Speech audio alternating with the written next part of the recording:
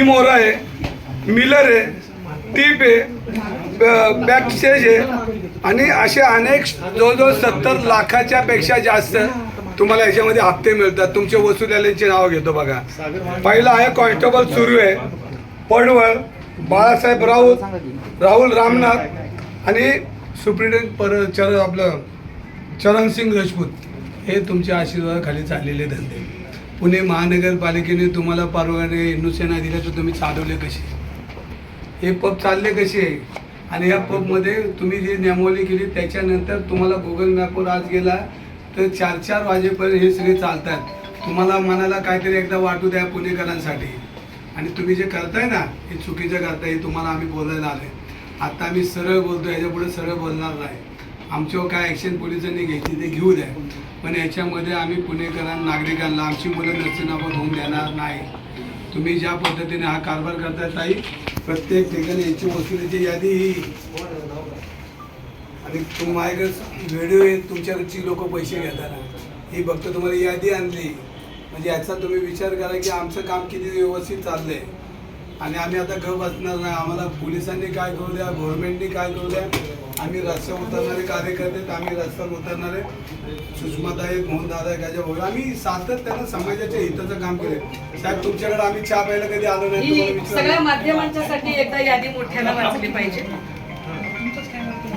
Late night, the roof top वाले, the mafia 1 lakh रुपये, agent जॅक्स प्रत्येकी आउटलेट 50,000, टोटल 10 ते 12 आउटलेट, बॉलेर 2 लाख महिना, 2 BHK 1 lakh, Rajbahadur mills, Dimora 1 lakh, Rajbahadur mills, mills 1 lakh, Rajbahadur mills, TTF rooftop 5,000 Baner, bank stage 90,000 Viman Nagar and north ward. त्यानंतर यामध्ये sky story 50,000, Jimmy Da Dhaba 50,000, Pashan, Tony Da Dhaba 50,000, Irish 40,000, Talli toons 50,000.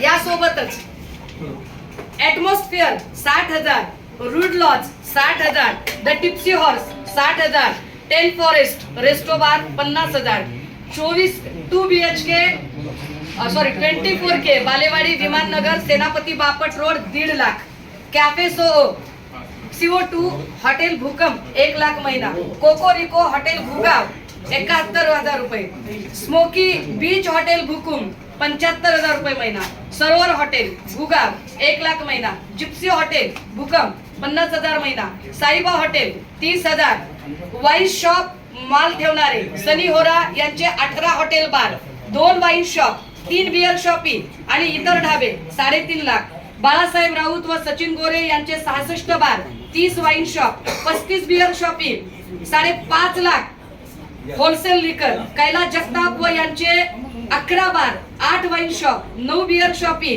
2.1 wholesale. यादी फार मोठी आहे. आहेराची यादी वाचल्यासारखी यादी आहे ही.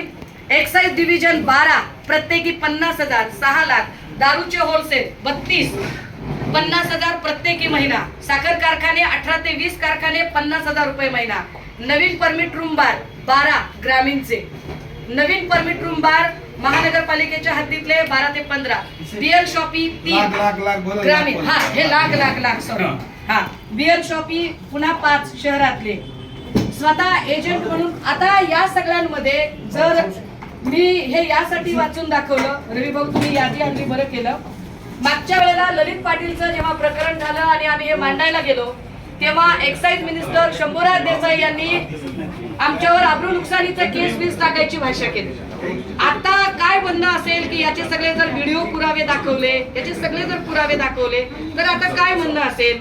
ललित पाटील प्रकरणामध्ये आम्ही अजय तावरेंचं नाव घेतलं होतं ससूनमध्ये, ज्या अजय तावरेला तेव्हाच अटक करणं अपेक्षित होतं. आता एका लल्लू पंजू फक्त एक सॅम्पल दिलं म्हणून जर अटक केली जात असेल तर काय करायचं?